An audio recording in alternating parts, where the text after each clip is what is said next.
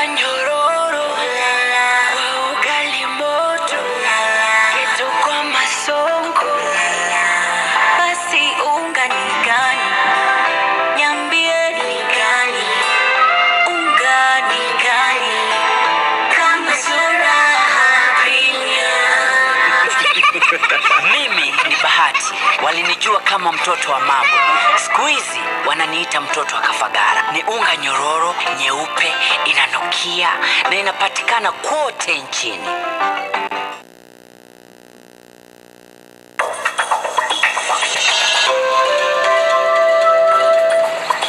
What are you still doing here? What's the time? Calm down, mister. Nimetamani sana kuwa na mwanaume kama wewe. Unataka kunifanya niblush?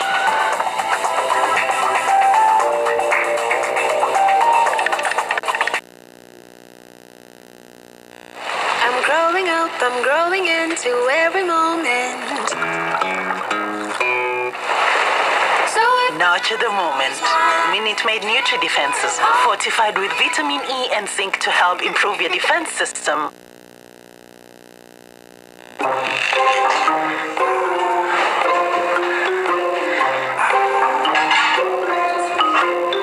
When it's Pearl Pishori, you just can't help yourself. Pearl. The aroma. Je, ungependa kuwa shupavu katika operesheni za mashine kubwa ama heavy machineries? Njoo Kilimambogo Highways Building and Technology, shule iliyotambulika viwandani, nchini na nje ya Kenya. Njoo usome courses kama plant operator and driving, instructors training, stone cutting, borehole drilling training na nyinginezo. Tuma application kupitia simu, online ama ututembelee Thika Garissa Road, Bogoga Stage. Kilimambogo Highways Building and Technology. Tinga Tinga is the thing.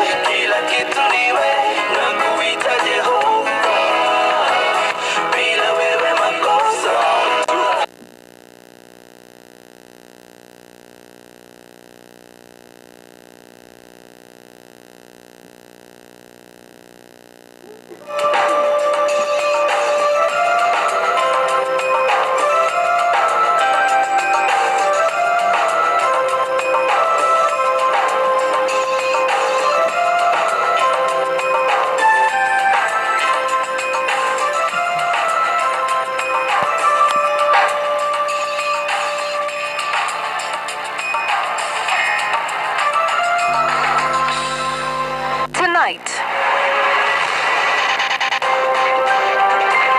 another terror attack. 4 dead, 1 injured in device explosion in Ijara, Garissa County. How it started. Police officer narrates the failed abduction of a crucial witness in murder case against Governor Okoth Obado and others.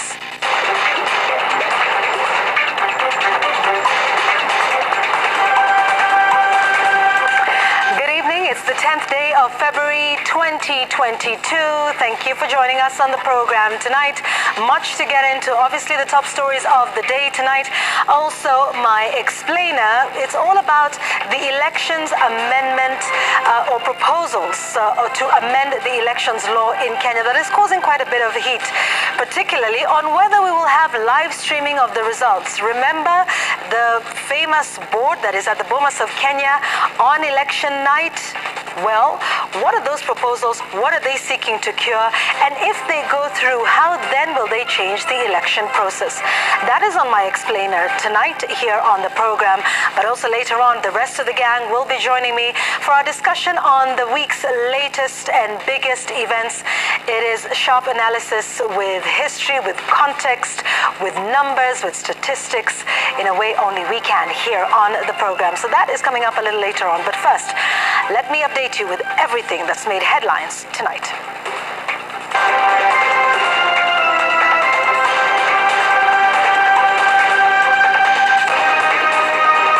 Live from Citizen TV, this is Tonight with Yvonne Okwara Matole.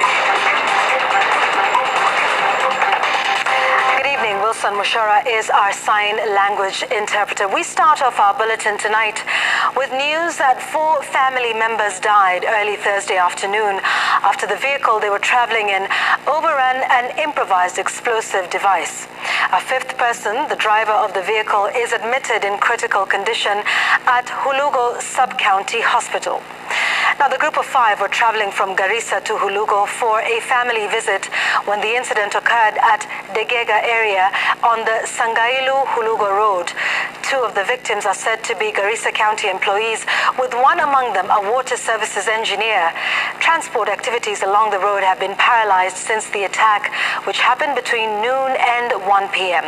Regional Police Commander George Senda confirmed the incident, saying officers are still gathering information, adding that more security personnel had been deployed to the area.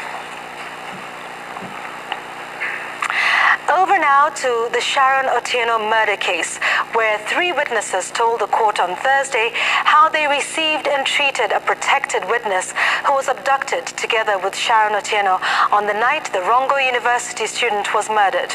The line of questioning pursued by the prosecution sought to prove to the court that the man jumped out of a moving vehicle to save his life. Hassan Mugambi attended the court session and filed this report. Yes, he was not with us, he was at the station.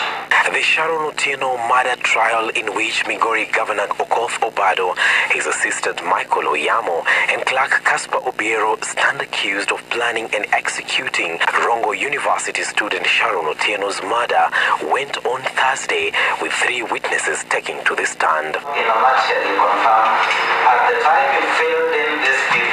First on the dock was Dr. Haron Odiero, the practitioner who received and treated a protected witness who is reported to have jumped out of a moving vehicle when he was abducted alongside Sharon Otieno. Obiero told the court that the injuries on the witness's hands and knees were constant with the narrative of jumping out of a moving vehicle. What is your post number? I'm number 110. Next in line was Police Constable Oletuai Birgen, who was attached to Kendu Bay Police Station that provided reinforcement upon receiving the initial abduction report. He confirmed that the witness had trousers torn at the knees and bruises on the limbs. Made any follow-up of this lady who was still with the attackers? I don't know, because I was not investigating us. The prosecution line of questioning was no different for Police Constable Loimen Leseren, who also worked at Kendu Bay Police Station in September 2018, was taken to task by the defense team over the kind of conversation he had with the protected witness. With the 3 before Justice Cecilia Gadua, the prosecution sought to prove that indeed the man who claimed that he was abducted for trying to investigate Obado's relationship with Sharon was abducted and saved himself by jumping out of a moving vehicle. The vehicle belonged to Obiero, who was at the time a clerk at Migori County. The court was previously told that Oyamo lured the 2 into the vehicle, claiming that he would grant them audience with Obado. More prosecution witnesses are expected to be presented before court from the 7th of next month. Hassan Mugambi, Citizen TV. And let's stay within the corridors of justice for this next story. Justice Jessie Lasit will deliver her judgment on whether the 5 people charged with the murder of lawyer Willie Kimani and 2 others are guilty or not. Within 60 days, Justice Lasit has termed the case as the longest this far in her career. This comes after the parties in the case made final submissions, convincing the court to rule in their favor. The defense discredited the evidence produced in court as the prosecution team maintained that it provided proof beyond reasonable doubt that the 5, among them 4 police officers, were involved in the murder of the 3. Lawyer Willie Kimani was murdered in 2016 together with his client Josephat Mwenda and taxi driver Joseph Miruri in what sparked outrage in the legal fraternity and the country at large due to the brazen nature of the act.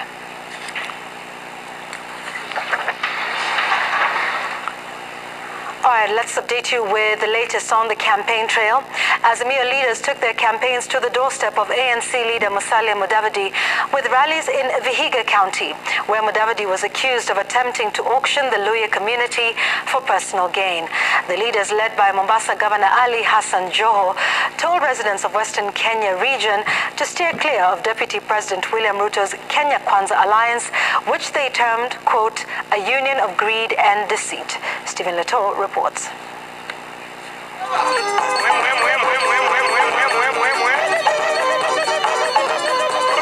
The Azimio teams made stops in Bunyore, Maragoli and Tiriki areas, where they called on voters to rally behind Azimio la Umoja presidential hopeful Raila Odinga. Vihiga is the home county of ANC leader Musalia Mudavadi. ANC leader was the target of the pointed attacks from the Azimio campaign troops that accused him of greed and deceit. Wewe mtu umekuwa deputy prime minister, umekuwa minister ya finance, umekuwa minister ya local government, umekuwa minister ya agriculture, umekuwa kila kitu hapa Kenya. Unaweza enda kuwa storekeeper ya Ruto. Unaweza chukua kifunguo ya Ruto wewe unatembea ndani ya town. Hii vijana wenyu wawili Musalia Mudavadi na Wetangula walinunuliwa wakaenda kuwauza. Nyinyi mtakubali muuzwe? Mtakubali muuzwe? Sikizeni, huyu jamaa anaitwa Ruto alisema anatengeneza serikali ya mama mboga. Musalia Mudavadi na Wetangula ni mama mboga. This is your time to support Raila Amolo Odinga so he can clear the way for us. He can create a level playing field for all of us so that anybody, it doesn't matter if you come from the smallest tribe of Kenya, you shall be able to be the president of the Republic of Kenya. Leaders told gatherings that Mudavadi was out to auction the Luhya community for his personal gain. Sasa mimi nawaomba sana mumuombe Musalia Mudavadi kwa sababu ni mtoto wenyu, si ndio? Sasa kule ameenda huko atasaidika. Tulijaribu kumwambia kuja kwa serikali akasema kazi ya minister ni kidogo. Anagojea kuwa pale nyumba. Sasa ameenda kuosha vyombo huko. Lakini wakati Musalia anakuja hapa anawaambia anasimama rais. Lakini akienda kwa Ruto anaenda kunegotiate kuwa waziri wa barabara na waziri wa sports. Seriously, munitume kwa huyo rafiki yangu. Tumwambie wakati huu ni wakati wa Raila Amolo Odinga. Atu walisema Waluhya sisi tunapenda kuku, kwa hivyo wanataka ndugu yetu waende wakule kuku kule. Mukimuona ndugu yangu Weta na Musalia, tafadhali mumwambie hapa Luanda iko kuku ya kutosha, waje tukule pamoja. Nyinyi kama watu wa Vihiga na sisi wengine tumesimama na baba, tumepambana, tumechapwa tear gas hii mwaka yote, na mara hii round hii tuko karibu na gate ya State House. Hii ndio tutawacha kweli? Tuachie wengine kweli? Raila atakuwa rais wa Kenya, na wale marafiki zetu ambao walikuja juzi wakajificha kwa kanisa hapa chini, wale watakuwa upinzani. Sooner East MP Junet Mohammed narrated what he described as a series of political blunders by Mudavadi that he said always dimmed his fortunes. Kila mwaka ambaye nchi inafanya mabadiliko, tunatoka kwa rais moja tunaenda kwa rais nyingine, kuna watu wanapoteza network. Wakati tunahama kutoka Moi kwenda kwa Kibaki unapoteza network. Wakati tunahama kutoka Kibaki kwenda kwa Uhuru unapoteza network. Wakati tunahama kutoka Uhuru kwenda kwa Raila unapoteza network. Si huyo mtu anahitaji maombi? The leaders has trashed Ruto's bottom-up economic model, saying it was an empty slogan aimed at hoodwinking Kenyans. Unaweza toshea ndani ya wheelbarrow kweli? Unaweza toshea ndani ya wheelbarrow kweli? Ni Azimio ama ni wheelbarrow? Ni Azimio ama ni wheelbarrow? Alikuwa kwa Kakamega Kwisero, akaambiwa Azimio. Akaenda Busia, akaambiwa Azimio. Akaenda Trans Nzoia, akaambiwa Azimio. Na hapa Vihiga akikuja mtamwambia kwa Mkenya yoyote mwenye kuhitaji matibabu atapewa matibabu under Baba Care. Raila Amolo Odinga amesema anakuja kumaliza umaskini hapa Western. Raila Amolo Odinga amesema analeta afya bora hapa Western. Raila Amolo Odinga amesema anaweka pesa mfukoni ya kila Mkenya. They also continued to fire back at Ruto's sustained attacks on the president. Nakwambia William Ruto, ukitukujia tutakukujia. Ukileta noma tutakuletea noma. Ukileta mbaya tutakuletea nini? Mbaya. The Azimio teams continue with their campaigns in the Western Kenya region, with Defense CS Eugene Wamalwa expected to lead the Azimio campaigns in Butere, Kakamega County Friday. The Azimio La Umoja campaigns in Vihiga County had one clear message, that not even Musalia Mudavadi and Moses Wetangula joining hands with Ruto will tilt the scales in the August 9 polls, and that ODM leader Raila Odinga will have a say on election day in the region. Stephen Leto, Citizen TV, Vihiga County. Women leaders under the Azimio La Umoja movement, led by Kitui Governor Charity Ngilu and her Nairobi counterpart Anne Kananu, have dismissed claims by Kenya Kwanza Alliance leaders that ODM leader Raila Odinga is a state project. The women leaders who were speaking during the launch of the Azimio Women movement say Odinga is among a small group of patriotic Kenyans who've sacrificed their ambitions to see a united and prosperous country.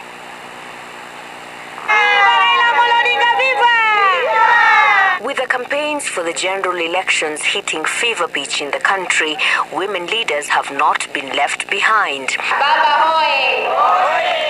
Women leaders under the Azimio La Umoja formation have launched a movement in support of ODM leader Raila Odinga's presidential bid, with a clarion call to women across the country to support his bid.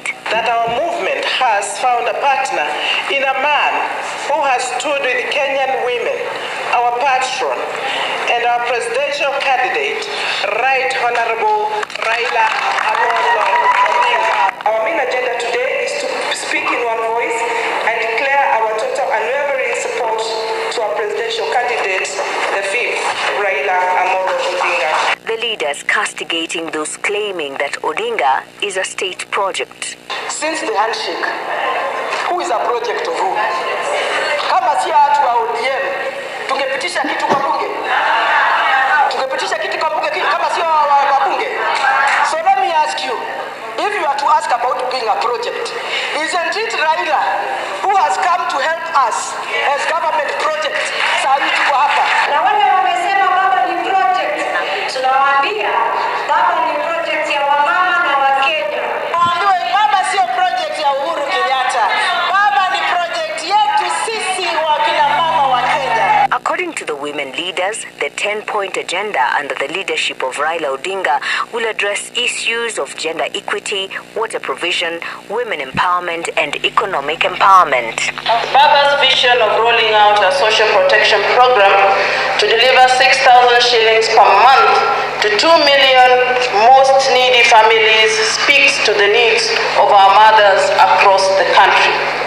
We want to use devolution as a tool because it is Baba's dream.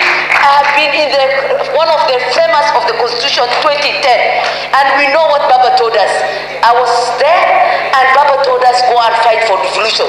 So we must. In every village, devolution imefika. Baba Care, a program that will ensure that our children, mothers, and sisters access free but quality medical health care is dear to our hearts. The meeting, which brought together elected and aspiring women leaders, also called on Interior Cabinet Secretary to ensure women are well protected during campaigns. Stand together as women to say and to ask the people of Kenya to give us a platform as women to use sera zetu without intimidation, without violence, and without anything that will take us back as women in the strides we have made. I think there's no two ways of saving this country. This country can only be saved by Baba. The women leaders are expected to start their countrywide rallies in support of Odinga this Sunday in Homa Bay County.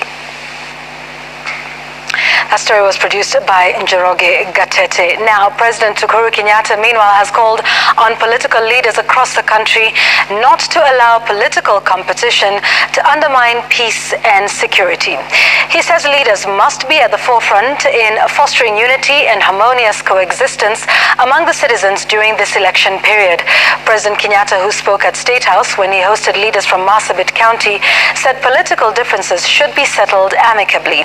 Marsabit leaders included the Treasury CS Ukur Yatani and North Horr MP Chachu Ganya.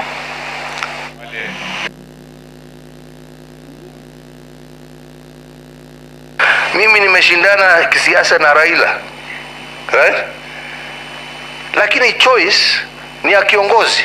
Kama nia yako ni ile kazi utafanya, nia yako ni nchi yako, nia yako ni wananchi wako, what is the problem ya kushuka ngazi kidogo na kushika mkono ya ule ambaye mnapigana naye? Nia mkiwa naye ya kusema tutaishi kwa amani, mtaishi kwa amani, kwa sababu mashindano ya kisiasa sio uadui.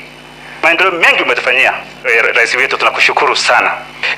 Mambo ya usalama waziri wetu tumesikia. Kwa ukweli sisi viongozi, we have failed in our roles and miserably so, to a level whereby our people have moved out of Marsabit town. We have miserably failed. Please come to our aid. Deputy President William Ruto and his Kenya Kwanza Alliance allies sustained their assault on the Azimio la Umoja competitors, with the leaders maintaining claims that ODM leader Raila Odinga is a government project. The leaders, who took their campaigns to Nyamira and Kisii counties, talked about people of influencing government decisions and the outcome of the forthcoming elections. Chemtai Goin has more details on that report. The Kenya Kwanza leaders, comprising Deputy President William Ruto, NC leader Musalia Mudavadi, and his Ford Kenya counterpart Moses Wetangula, campaigned in Nyamira and Kisii counties. Brigade nzima ya Azimio inaenda paka Bondo, iende kufanyia Raila campaign Bondo. Jameni, yani mimi nitoke hapa, tutoke hapa na Kimani Ichung'wah, tutoke hapa na Senator, tutoke hapa na Osoro, tuende Sugoi ndio tuseme tunafanyia Ruto campaign? My friend, that means wameona Kenya imebadilika. Kenya is not the same. The leaders sold their combined economic model, they say, will translate to money in everyone's pocket through enhanced programs and initiatives. Tuko na nafasi ya kutengeneza serikali ambayo itajali maslahi ya kila mtu, ambayo itahesabu kila mtu kama Mkenya. Tusikubali tuendelee na taifa ambayo wachache wanajivunia na mamilioni wanavumilia. Hatutaki uchaguzi wa kurudia. Kenya haina pesa ya kucheza nazo. Kenya serikali inafuliza kule juu. Watu wanaumia. School fees ni haba. Madawa ni haba. Hatuna nafasi ya kuwa na uchaguzi wa kurudia.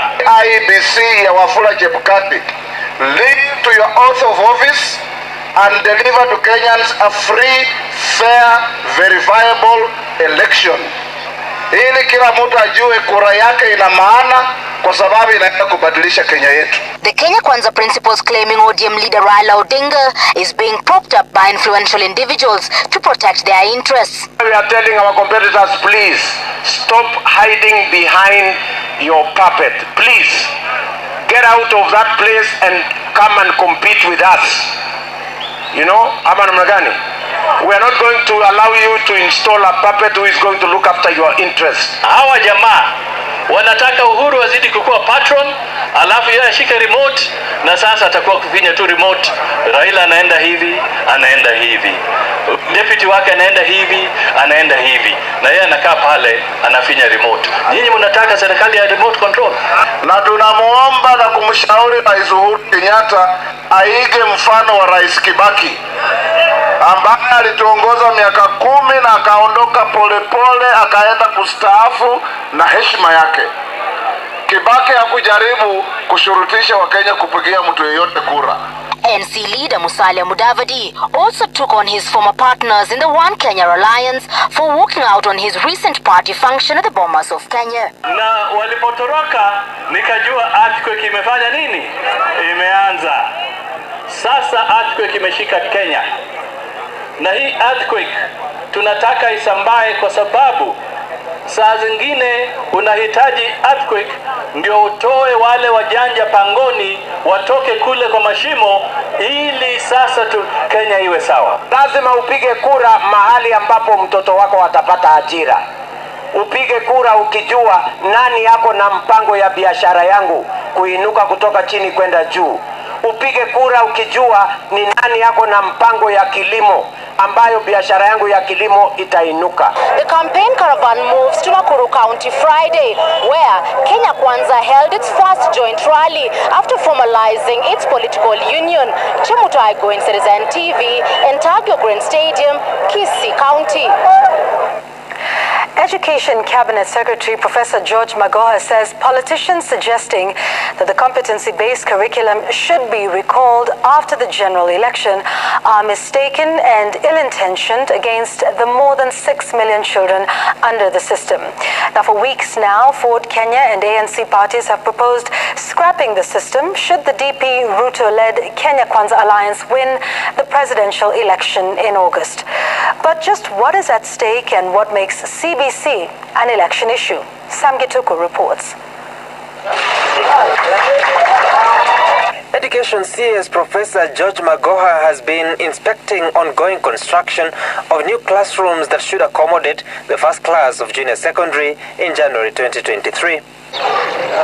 At the moment, the Pioneer CBC class is in grade 5 and should transition to grade 6 in May of this year. That class should complete their primary education by December, meaning they will be joining junior secondary in January 2023. At the same time, learners who will sit their KCPE in December 2022 will also transition to Form 1 in secondary schools. Estimates show that the secondary school learner population will in January next year rise from 4.3 million to 6 million. It is on this basis that the government has been putting up the additional classrooms. They are yet to be equipped with desks, with the accompanying infrastructure yet to be acquired. The political class weighing in on what has become an extra load for parents in meeting the needs of their children under the new curriculum. Iko jambo linawakera wazazi, walimu na hata wanafunzi, inaitwa CBC, mfumo wa elimu. Ile tukiingia mwezi wa 8 tunaiondoa, tunabadilisha ili tumpatie ile mfumo mnaelewa. The ANC party led by Musalia Mudavadi has declared CBC will be scrapped, saying it was hurriedly implemented without wide and genuine consultations with stakeholders and that the new system is a big burden and an academic frustration to Kenyan parents. But the CS will hear none of it. You can back out there, but you're not going to take a grade 6 child back to standard 1 to start preparing for KCP. The country is not going, the mothers are not going to allow you. Who do you think you are? Before we open our mouths to say things which don't make any sense, think about it first. At the moment, the government is implementing a plan to have junior secondary schools domiciled in the existing secondary schools. This will mean children who are on average 12 years old will be in the same school with older teenagers. But the minister says there are some primary schools with excess capacity that will be allowed to accommodate the grade 7 and 8 learners. Question is, who will teach junior secondary school learners? Should they proceed to current secondary schools? Are the serving teachers aligned with the CBC system and the content of 2 grades lower? Are they enough? For those that remain in the primary schools, will their existing teachers be allowed to tutor them Will there be excess manpower at the primary schools once Standard 7 and 8 fade out? If yes, where will they go? There has been a tussle between primary school head teachers and those at secondary schools over where junior secondary schools should reside. If you think, and I'm sure you can think, you will know why they want it to remain where they want it. And I will not tell you because you are intelligent enough to know why. And with the political transition beckoning, who will secure the interests of learners who by then will have invested over 6 years of their young lives in a totally different system? I'm serving the president because he's the commander-in-chief of the country, isn't it? When his term ends, I shall end it with him. What happens after that, should that be my business? That's God's business. Or do you want to give me his wisdom to answer you? The government is at the moment putting up 6,400 classrooms at secondary schools. Most of them are different stages of completion. This is against a demand for 20,000 extra classrooms, with the government hoping to construct at least 10,000 by the end of Kenyatta's tenure. There are just over 10,000 secondary schools in the country against nearly 30,000 primary schools. The work is on to measure if the new classrooms will be sufficient capacity for the expanded needs. Sam Gituko, Citizen TV, Nairobi. Now, the families of the two men whose bodies were recovered from River Yala will be forced to wait even longer to bury their kin. Both families traveled hundreds of kilometers with hopes of giving their deceased kin a fitting send-off, only to encounter complications relating to pending fees and unfinished paperwork. Victoria Rubadiri reports. This was the situation at the Yala police station today. Families of two River Yala victims at their wits' end after finding out they would have to wait a bit longer before the bodies of their loved ones are released from the Yala Sub-County Hospital mortuary. For the family of one of the deceased, Peter Mutuku, it has been a grueling 3-day wait after traveling over 400 kilometers from Kangundo. Tumeshajipanga kwa mazishi, watu wanatungojea nyumbani tupumzishe mwili ya Peter kesho.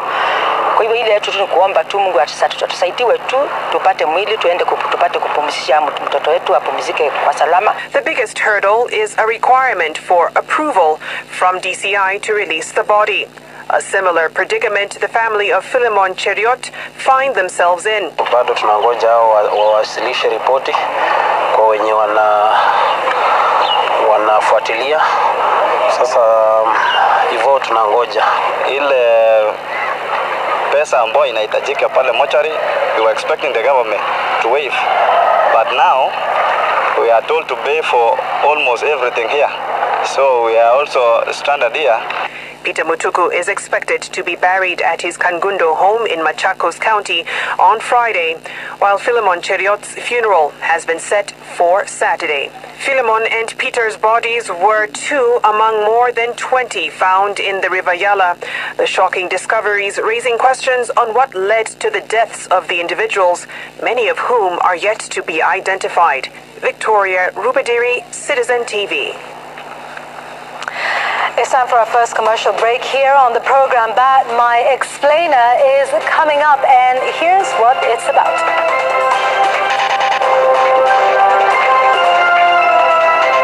How proposed amendments to the Election Act will change the electoral process.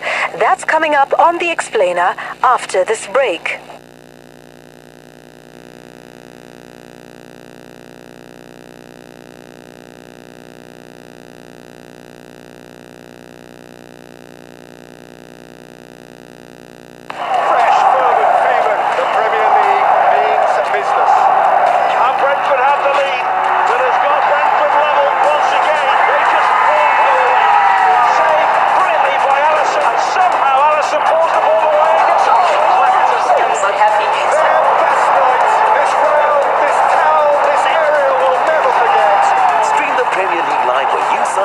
Showmax Pro. Get the best sport and best entertainment on showmax.com.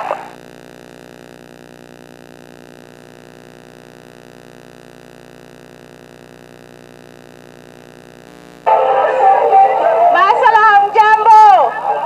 Mko salama? Mimi naitwa naitwa Ana Mohamed, mimi ni women rep wa Garissa County kule Ngamia. Mnajua hivyo? Ngamia mmeona? Basi 2022 inshallah tunataka kuunda serikali ya mahasalas, serikali wa mtu wa chini, serikali wa mtu wa bodaboda, serikali wa mtu wa mkokoteni, serikali wa mtu wa salon.